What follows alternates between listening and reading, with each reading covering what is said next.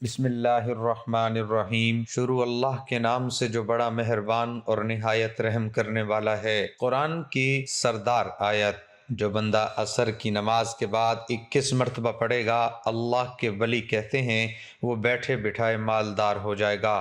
محترم ناظرین، اللہ کے ولی کہتے ہیں چھوٹی سی اور بہت پیاری قرآن کی آیت جو شخص عصر کی نماز کے بعد 21 مرتبہ پڑھتا ہے تو اللہ پاک اپنے اس بندے سے اتنا خوش اور راضی ہوتا ہے، اس گھر میں رزق کی بارش کر دیتا ہے۔ تو ناظرین، عصر کا وقت وہ وقت ہے جو دعاؤں کی قبولیت کا وقت ہے۔ اس وقت ایک گھڑی ایسی ہے جس میں ہر دعا فوراً قبول ہوتی ہے۔ تو جو قرآن کی یہ آیت پڑھ کر جو بھی دعا مانگے گا، جائے نماز سے اٹھنے سے پہلے ہی اس کی وہ دعا قبول ہو چکی ہوگی انشاءاللہ۔ ساری کی ساری نمازیں اہم ہیں، سب کو وقت پر ادا کرنا ضروری ہے، لیکن کچھ نمازوں کی فضیلت و اہمیت بہت زیادہ ہے۔ اس میں سے ایک نماز نماز عصر ہے۔ آج ہم اس نماز کی فضیلت و اہمیت کو تفصیل سے سمجھیں گے۔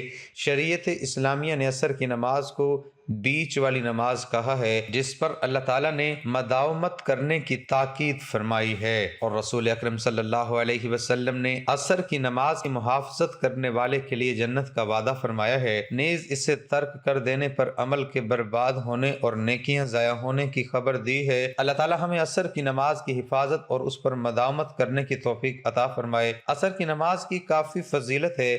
عصر کی نماز کی محافظت کرنا دخول جنت کا سبب ہے۔ عصر کی نماز نہ پڑھنے والے کے لیے سخت وعید ہے۔ عصر کی نماز ہی بیچ والی نماز ہے۔ اللہ تعالیٰ کا ارشاد ہے، ترجمہ: نمازوں کی حفاظت کرو، بالخصوص درمیان والی نماز کی، اور اللہ تعالیٰ کے لیے با ادب کھڑے رہا کرو۔ ابو ہریرہ رضی اللہ تعالیٰ عنہ سے روایت ہے کہ رسول اللہ صلی اللہ علیہ وسلم نے فرمایا، رات اور دن میں فرشتوں کی ڈیوٹیاں بدلتی رہتی ہیں، اور فجر اور عصر کی نماز میں ڈیوٹی پر آنے والوں اور رخصت پانے والوں کا اجتماع ہوتا ہے۔ پھر تمہارے پاس رہنے والے فرشتے جب اوپر چڑھتے ہیں تو اللہ تعالیٰ پوچھتا ہے، حالانکہ وہ ان سے زیادہ اپنے بندوں کے متعلق جانتا ہے، کہ میرے بندوں کو تم نے کس حال میں چھوڑا؟ وہ جواب دیتے ہیں کہ ہم نے جب انہیں چھوڑا تو وہ فجر کی نماز پڑھ رہے تھے، اور جب ان کے پاس گئے تھے تب وہ عصر کی نماز پڑھ رہے تھے۔ جریر بن عبداللہ رضی اللہ عنہ سے روایت ہے کہ ہم نبی صلی اللہ علیہ وسلم کی خدمت میں موجود تھے۔ آپ صلی اللہ علیہ وسلم نے چاند پر ایک نظر ڈالی، پھر فرمایا کہ تم اپنے رب کو آخرت میں اسی طرح دیکھو گے جیسے اس چاند کو اب دیکھ رہے ہو۔ اس کے دیکھنے میں تم کو کوئی زحمت بھی نہیں ہوگی۔ بس اگر تم ایسا کر سکتے ہو کہ سورج طلوع ہونے سے پہلے والی نماز فجر اور سورج غروب ہونے سے پہلے والی نماز عصر سے تمہیں کوئی چیز روک نہ سکے تو ایسا ضرور کرو۔ پھر جریر نے یہ آیات تلاوت فرمائی، وَسَبَّحُوا بِحَمْدِ رَبَّكَ قَبْلَ طُلُوعِ الشَّمْسِ وَقَبْلَ غُرُوبِهَا، اور اپنے پروردگار کی تسبیح اور تعریف بیان کرتا رہے سورج نکلنے سے پہلے اور اس کے ڈوبنے سے پہلے۔ بریدہ رضی اللہ عنہ سے روایت ہے کہ رسول اللہ صلی اللہ علیہ وسلم نے فرمایا کہ جس نے عصر کی نماز چھوڑ دی اس کا نیک عمل ضائع ہو گیا۔ آقا علیہ السلام جب اس دنیا سے رخصت ہونے لگے تو آقا علیہ السلام نے فرمایا، نماز کی حفاظت کرنا اور اپنے ماتحت لوگوں کا خیال رکھنا، یہ آقا علیہ السلام کی آخری وصیت تھی جو آپ نے اپنی امت کو فرمائی۔ اس بات سے بھی نماز کی اہمیت واضح ہوتی ہے کہ موت و حیات کی کشمکش میں بھی آقا علیہ السلام نے نماز کا ذکر کیا ہے اور امت کو نماز کی تلقین کی ہے۔ قرآن و حدیث کی روشنی میں نماز کی اہمیت و فضیلت کو سمجھیں گے، اور خصوصاً نماز عصر کی اہمیت و فضیلت اور اسے چھوڑنے کے نقصانات کو سمجھیں گے۔ نماز کی اہمیت قرآن کی روشنی میں البقرہ 43، اور نماز قائم کرو اور زکوٰۃ دو اور رکوع کرنے والوں کے ساتھ رکوع کرو۔ الف لام میم، یہ کتاب ہے جس میں شک کی کوئی گنجائش نہیں، اس میں متقین کے لیے ہدایت ہے جو غیب پر ایمان لاتے ہیں، نماز قائم کرتے ہیں اور انہیں جو دیا اس سے اللہ کی راہ میں خرچ کرتے ہیں، نیز وہ آپ کی طرف نازل شدہ وحی پر ایمان لاتے ہیں، اور اس پر بھی جو آپ سے پہلے اتاری گئی، اور وہ آخرت پر یقین رکھتے ہیں۔ ایسے ہی لوگ اپنے رب کی طرف سے نازل شدہ ہدایت پر ہیں، اور یہی لوگ فلاح پانے والے ہیں۔ بے شک جو لوگ ایمان لائے اور انہوں نے نیک اعمال کیے اور نماز قائم کی اور زکوٰۃ دی، ان کے لیے ان کا اجر ان کے رب کے پاس ہے، اور ان پر نہ کوئی خوف ہے اور نہ وہ غمگین ہوں گے، اور انہیں اس کے سوا حکم نہیں دیا گیا کہ وہ اللہ کی عبادت کریں، اس حال میں کہ اس کے لیے دین کو خالص کرنے والے ایک طرف ہونے والے ہوں، اور نماز قائم کریں اور زکوٰۃ دیں، اور یہی مضبوط ملت کا دین ہے۔ اے لوگو جو ایمان لائے ہو، صبر اور نماز کے ساتھ مدد طلب کرو، بے شک اللہ صبر کرنے والوں کے ساتھ ہے۔ حضرت عبداللہ بن عمر رضی اللہ عنہما سے روایت ہے کہ رسول اللہ صلی اللہ علیہ وسلم نے فرمایا، اسلام کی بنیاد 5 چیزوں پر قائم کی گئی ہے۔ اول، گواہی دینا کہ اللہ کے سوا کوئی معبود نہیں، اور بے شک حضرت محمد صلی اللہ علیہ وسلم اللہ کے سچے رسول ہیں، اور نماز قائم کرنا اور زکوٰۃ ادا کرنا اور حج کرنا اور رمضان کے روزے رکھنا۔ سیدنا جریر بن عبداللہ رضی اللہ عنہ سے روایت ہے کہ میں نے رسول اللہ صلی اللہ علیہ وسلم کے دست مبارک پر نماز قائم کرنے، زکوٰۃ دینے اور ہر مسلمان کے ساتھ خیر خواہی کرنے پر بیعت کی۔ سیدنا عبداللہ بن مسعود سے روایت ہے کہ میں نے نبی کریم صلی اللہ علیہ وسلم سے پوچھا، اللہ تعالیٰ کے نزدیک کون سا عمل سب سے زیادہ پسند ہے؟ آپ نے فرمایا کہ وقت پر نماز پڑھنا۔ پوچھا کہ پھر کون سا؟ فرمایا والدین کے ساتھ اچھا سلوک کرنا۔ پوچھا پھر کون سا؟ فرمایا اللہ کے راستے میں جہاد کرنا۔ عبداللہ نے بیان کیا کہ حضرت صلی اللہ علیہ وسلم نے مجھ سے ان کاموں کے متعلق بیان کیا، اور اگر میں اسی طرح سوال کرتا رہتا تو آپ جواب دیتے رہتے۔ حضرت ابو ہریرہ رضی اللہ عنہ سے روایت ہے کہ انہوں نے رسول اللہ صلی اللہ علیہ وسلم سے سنا، آپ صلی اللہ علیہ وسلم فرماتے تھے، اگر کسی شخص کے دروازے پر نہر جاری ہو اور وہ روزانہ اس میں 5 دفعہ نہائے تو تمہارا کیا گمان ہے کہ کیا اس کے بدن پر کچھ بھی میل باقی رہ سکتا ہے؟ صحابہ نے عرض کی کہ نہیں یا رسول اللہ، ہرگز نہیں۔ آپ صلی اللہ علیہ وسلم نے فرمایا کہ یہی حال 5 وقت کی نمازوں کا ہے کہ اللہ پاک ان کے ذریعے سے گناہوں کو مٹا دیتا ہے۔ حضرت جابر رضی اللہ عنہ سے روایت ہے کہ میں نے رسول اللہ صلی اللہ علیہ وسلم کو یہ فرماتے ہوئے سنا، آدمی اور شرک و کفر کے درمیان فاصلہ مٹانے والا عمل نماز چھوڑنا ہے۔ سیدنا عبداللہ بن عمر بن عاص سے مروی ہے کہ نبی کریم صلی اللہ علیہ وسلم ایک دن نماز کا ذکر کیا اور فرمایا، جس نے نماز کی اچھی طرح حفاظت کی تو یہ اس کے لیے قیامت کے دن روز نور، دلیل اور نجات ہوگی، اور جس نے اس کی پوری طرح حفاظت نہ کی تو یہ اس کے لیے قیامت کے دن نہ نور ہوگی، نہ دلیل اور نہ نجات، اور ایسا آدمی قارون، فرعون، حامان اور ابی بن خلف کے ساتھ ہوگا۔ حضرت عثمان بن عفان رضی اللہ عنہ بیان کرتے ہیں کہ رسول اکرم صلی اللہ علیہ وسلم نے ارشاد فرمایا، جب کسی فرض نماز کا وقت شروع ہو جائے اور مسلمان آدمی اس کے لیے اچھی طرح وضو کرے، پھر اس میں انتہائی خشوع و خضوع اختیار کرے، اس میں رکوع مکمل اطمینان سے کرے، تو وہ نماز اس کے لیے پہلے گناہوں کا کفارہ ہوتی ہے، بشرط یہ کہ وہ کبیرہ گناہ کا ارتکاب نہ کرے، اور یہ فضیلت قیامت تک کے لیے ہے۔ علا بن عبد الرحمن سے روایت ہے کہ وہ نماز ظہر سے فارغ ہو کر حضرت انس رضی اللہ عنہ کے ہاں بصرہ میں ان کے گھر حاضر ہوئے۔ ان کا گھر مسجد کے پہلو میں تھا۔ جب ہم ان کی خدمت میں پہنچے تو انہوں نے پوچھا، کیا تم لوگوں نے عصر کی نماز پڑھ لی ہے؟ ہم نے ان سے عرض کی، ہم تو ابھی ظہر کی نماز پڑھ کے لوٹے ہیں۔ انہوں نے فرمایا تو عصر پڑھ لو۔ ہم نے اٹھ کر عصر کی نماز پڑھ لی۔ جب ہم فارغ ہوئے تو انہوں نے کہا، میں نے رسول اللہ صلی اللہ علیہ وسلم کو فرماتے ہوئے سنا، یہ منافق کی نماز ہے، وہ بیٹھا ہوا سورج کو دیکھتا رہتا ہے یہاں تک کہ جب وہ زرد پڑھ کر شیطان کے 2 سینگوں کے درمیان چلا جاتا ہے تو کھڑا ہو کر اس نماز کی 4 ٹھونگے مار دیتا ہے اور اس میں اللہ کو بہت ہی کم یاد کرتا ہے۔ حضرت عبداللہ بن عمر رضی اللہ عنہما سے روایت ہے کہ رسول اللہ صلی اللہ علیہ وسلم نے فرمایا، جس کی نماز عصر چھوٹ گئی گویا اس کا گھر مال سب لٹ گیا۔ سیدنا حضرت علی رضی اللہ عنہ سے روایت ہے، رسول اللہ صلی اللہ علیہ وسلم نے غزوہ احزاب کے دن فرمایا، اللہ تعالیٰ ان مشرکین کی قبروں اور گھروں کو آگ سے بھر دے جس طرح انہوں نے ہمیں درمیانی نماز عصر سے روکا اور جنگ میں مشغول کیے رکھا حتیٰ کہ سورج غروب ہو گیا۔ ناظرین، اللہ تعالیٰ کی ذات سے مایوس نہ ہوں، کیونکہ ہر تکلیف و آزمائش اور خوشی اللہ رب العزت کی طرف سے ہے، اس لیے پریشانیوں اور مصائب کے حل کے لیے اللہ تعالیٰ کی طرف متوجہ ہوں، اللہ تعالیٰ کی طرف توبہ استغفار کے ذریعے بھی متوجہ ہوں، اور اپنے مسائل کا حل اللہ تعالیٰ کے حوالے کر دیجئے اور اللہ تعالیٰ کو اپنے مسائل کے حل کا وکیل بنا دیجئے، تو اللہ تعالیٰ آپ کو بے آسرا کبھی نہیں چھوڑے گا انشاءاللہ۔ ناظرین، یہ حقیقت ہے کہ شیطان انسان کا کھلا دشمن ہے۔ اس کی ہمیشہ یہ کوشش رہتی ہے کہ کسی بھی طرح انسان کو خدا سے دور کر دے۔ جب ایک بار وہ انسان کو خدا کے راستے سے بھٹکانے میں کامیاب ہو جاتا ہے تو پھر اس کی اگلی چال یہ ہوتی ہے کہ انسان کو خدا کی رحمت سے مایوس کرے۔ اسی طرح ایسے ہمیشہ رب کی نافرمانی والے راستے پر چلاتا رہے، لیکن اللہ تعالیٰ نے انسان کو سب سے زیادہ جس چیز کی امید دلائی وہ اس کی رحمت ہی ہے۔ قرآن مجید اور احادیث مبارک میں انسانوں کو مختلف گہرائیوں اور اندازوں میں سب سے زیادہ خدا کی رحمت کی امید دلائی گئی ہے۔ رحمت اللہ تعالیٰ کی صفات میں سے ایک صفت ہے جس سے اس نے اپنے آپ کو متصف کیا ہے، اور یہ وہ صفت ہے جو کائنات کی ہر چیز پر حاوی ہے۔ پوری کائنات رحمت الہی کی مظہر ہے، اسی لیے قرآن مجید میں ارشاد فرمایا میری رحمت ہر چیز سے وسیع ہے، اور اسی لیے اللہ تعالیٰ نے اپنے آخری نبی حضرت محمد صلی اللہ علیہ وسلم کو سراپا رحمت بنا کر بھیجا۔ اسی طرح شرعی احکامات میں بھی رحمت کی صفت کو نمایاں حیثیت دی ہے۔ ابوالکلام آزاد لکھتے ہیں قرآن پاک نے خدا کی کسی صفت کو بھی اس کثرت کے ساتھ نہیں دہرایا، اور نہ کوئی مطلوب اس درجے کے صفات میں نمایاں ہے جس قدر رحمت ہے۔ اگر قرآن کے وہ تمام مقامات جمع کیے جائیں جہاں رحمت کا ذکر کیا گیا ہے تو 300 سے زائد ہوں گے۔ اگر وہ تمام مقامات بھی شامل کر لیے جائیں پھر جہاں اگرچہ لفظ رحمت استعمال نہیں ہوا لیکن ان کا تعلق رحمت سے ہے، مثلا ربویت، مغفرت، رافت کرم، حلم، عفو وغیرہ، تو پھر یہ تعداد اس حد تک پہنچ جاتی ہے کہا جا سکتا ہے کہ قرآن اول سے آخر تک اس کے سوا کچھ نہیں ہے کہ رحمت الہی کا پیغام ہے۔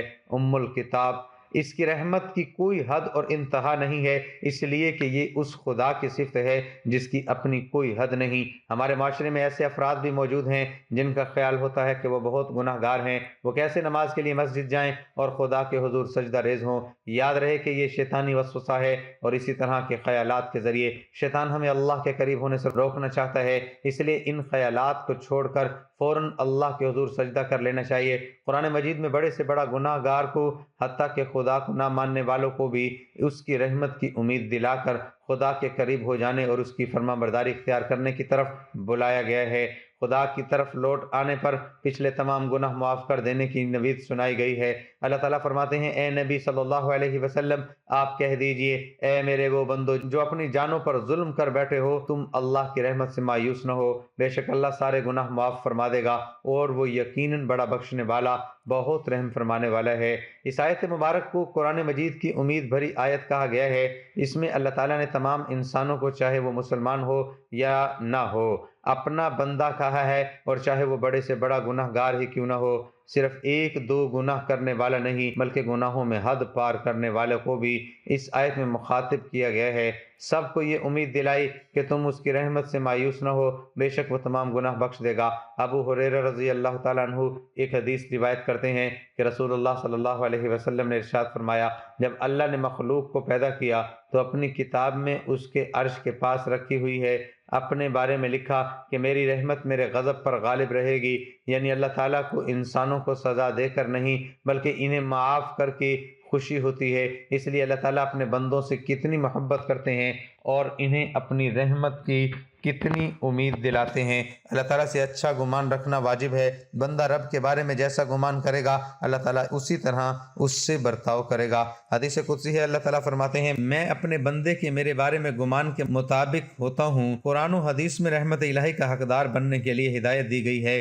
جو بھی ان صفات کو اپنے اندر پیدا کرے گا خدا اس کو اپنی رحمت کے سائے میں لے لے گا۔ چند مستحقین رحمت درج ذیل ہیں: اللہ پر ایمان رکھنے والے، اللہ اور اس کے رسول صلی اللہ علیہ وسلم کی اطاعت کرنے والے، قرآن پر عمل کرنے والے، قرآن مجید کی تلاوت کو بغور سننے والے، توبہ و استغفار کرنے والے، تقوی اختیار کرنے والے، صبر کرنے والے، احسان کرنے والے، صلح کرنے والے، راہ خدا میں خرچ کرنے والے، منکر سے روکنے والے، درگزر کرنے والے، نبی کریم صلی اللہ علیہ وسلم پر درود بھیجنے والے۔ اسی لیے زندگی کے کسی بھی مرحلے پر ہمیں خدا کی رحمت سے مایوس ہونے کی ضرورت نہیں ہے، اور ہم بھی اپنے اندر رحم کرنے کی صفت پیدا کریں تاکہ ہمارے ساتھ بھی اسی طرح کا معاملہ کیا جائے۔ محترم ناظرین، نماز عصر کے بعد جو آپ نے آیت 21 مرتبہ پڑھنی ہے وہ سورۃ بقرہ کی آیت ہے۔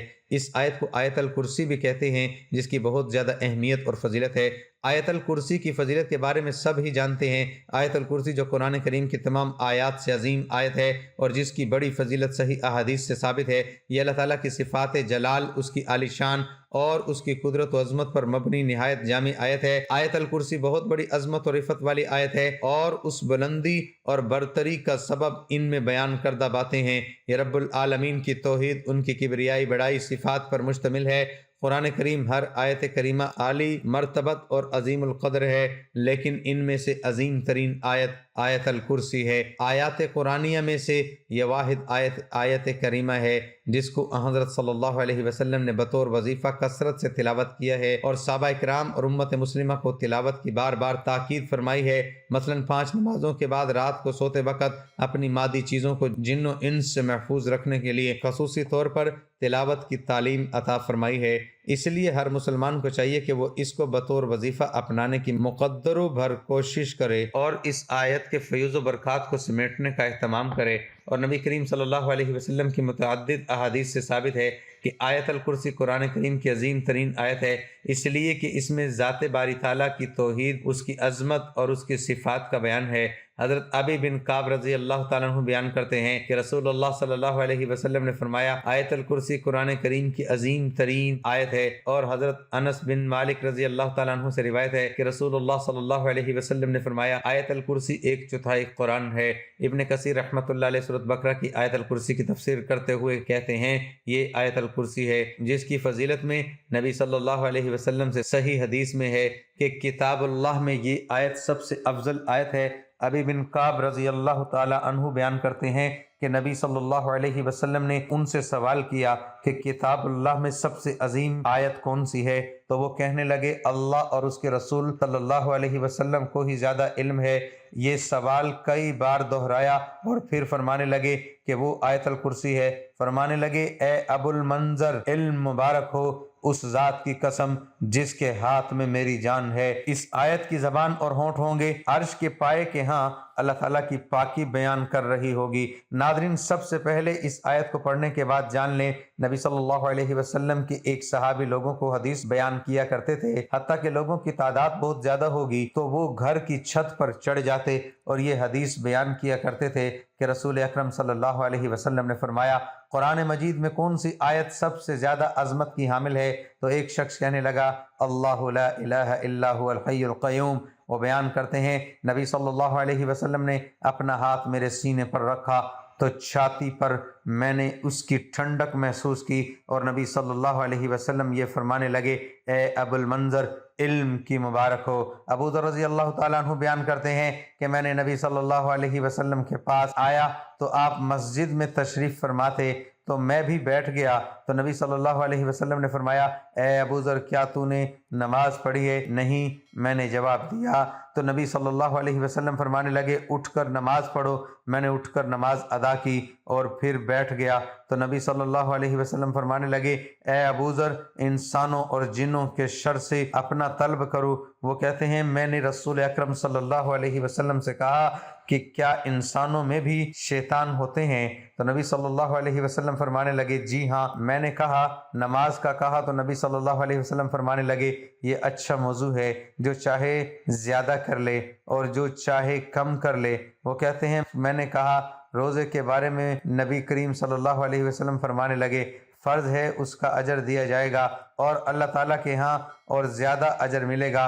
میں نے کہا اے اللہ کے رسول صلی اللہ علیہ وسلم صدقۃ، وہ کہنے لگے اس کا اجر ڈبل سے بھی زیادہ ہوتا ہے۔ میں نے کہا کون سا صدقہ بہتر ہے؟ فرمایا قلیل اشیاء کے مالک کا صدقہ کرنا اور یا پھر فقیر کو چھپا کر دینا۔ میں نے کہا اے اللہ کے رسول صلی اللہ علیہ وسلم سب سے پہلا نبی کون تھا؟ فرمانے لگے آدم علیہ السلام۔ میں نے کہا اے اللہ کے رسول صلی اللہ علیہ وسلم کیا وہ نبی تھے؟ نبی صلی اللہ علیہ وسلم نے فرمایا کہ وہ نبی مکلم تھے، اللہ تعالیٰ کے ساتھ بات چیت کی تھی۔ میں نے کہا اے اللہ تعالیٰ کے رسول صلی اللہ علیہ وسلم رسولوں کی تعداد کیا ہے؟ فرمانے لگے 310 سے کچھ زیادہ۔ ایک جمع غفیر تھا اور ایک مرتبہ یہ فرمایا کہ 315۔ میں نے کہا اے اللہ تعالیٰ کے رسول صلی اللہ علیہ وسلم جو نازل کیا گیا ہے ان میں سے عظیم کیا ہے؟ فرمایا آیت الکرسی، اللہ لا الہ الا هو الحی القیوم۔ سنن نسائی حضرت ابو ہریرہ رضی اللہ تعالیٰ عنہ بیان کرتے ہیں رسول اکرم صلی اللہ علیہ وسلم نے فرمایا کہ سورۃ بقرہ میں ایسی آیت ہے جو کہ قرآن کی سردار ہے، وہ جس گھر میں پڑھی جائے گی اس گھر سے شیطان نکل جائے گا، تو وہ آیت ہے آیت الکرسی۔ ایک شخص نے حضور نبی اکرم صلی اللہ علیہ وسلم سے غربت اور تنگ دستی کی شکایت کی تو آپ صلی اللہ علیہ وسلم نے فرمایا کہ تم آیت الکرسی کیوں نہیں پڑھتے؟ ناظرین، اللہ کے ولی کہتے ہیں 21 بار جو اس آیت کو عصر کی نماز کے بعد پڑھے گا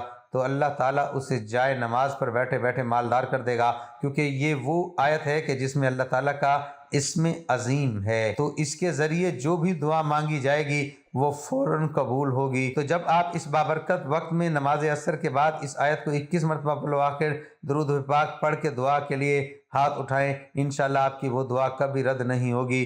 اللہ پاک آپ کو بے شمار رزق دے، جو بھی مانگیں گے انشاءاللہ وہ آپ کو ملے گا۔ ناظرین، آیت الکرسی ایک بار پڑھ کر بھی سنا دیتا ہوں تاکہ جن لوگوں نے پڑھا نہیں وہ میرے اس وظیفے کے ساتھ ویڈیو میں دہراتے ہوئے پڑھ لے۔ اللہ لا الہ الا هو الحی القیوم لا تأخذہ سنۃ ولا نوم لہ ما فی السماوات وما فی الارض من ذا الذی یشفع عندہ الا باذنہ یعلم ما بین ایدیہم وما خلفہم ولا یحیطون بشیء من علمہ الا بما شاء وسع کرسیہ السماوات والارض ولا یؤودہ حفظہما وہو العلی العظیم۔ اللہ ہے جس کے سوا کوئی معبود نہیں، وہ آپ زندہ اور اوروں کا قائم رکھنے والا، اسے نہ اونگ آئے نہ نیند، اسی کا ہے جو کچھ آسمانوں اور جو کچھ زمین میں۔ وہ کون ہے جو اس کے یہاں سفارش کرے؟ اس کے حکم کے جانتا ہے جو کچھ ان کے آگے اور جو کچھ ان کے پیچھے ہے، اور وہ نہیں پاتے ان کے علم میں سے مگر جتنا وہ چاہے۔ اس کی کرسی میں سمائے ہوئے ہیں، آسمان اور زمین اسے بھاری نہیں، ان کی نگہبانی، اور وہی ہے بلند بڑائی والا۔ ناظرین، یہ تھی سورۃ بقرہ کی آیت الکرسی، جسے آپ نے نماز عصر کے بعد 21 مرتبہ پڑھنا ہے۔ اس کے پڑھنے سے انشاءاللہ تعالی اللہ تعالی ہماری پریشانیوں کو دور کر دے گا، ہماری تمام نیک اور جائز مرادوں کو پورا کر دے گا، ہماری تمام دلی خواہشات کو پورا کر کے ہمارے لیے آسانیاں پیدا کرے گا، اور ہمیں اس آیت کے طفیل شیطان کے شر سے، حاسدین کے حسد اور دشمنوں کے وار سے ہمیشہ محفوظ فرمائے گا انشاءاللہ۔ دعا ہے اللہ تعالیٰ میرا سنانا اور آپ کا سننا اپنی بارگاہ میں قبول و منظور فرمائے، آمین۔ ناظرین، گزارش ہے کہ اللہ تعالیٰ کے 99 ناموں میں سے کوئی ایک نام لکھ کر کمنٹ میں ضرور شیئر کریں۔ اللہ تعالیٰ ہم سب کا حامی و ناصر ہو، آمین۔ جزاک اللہ۔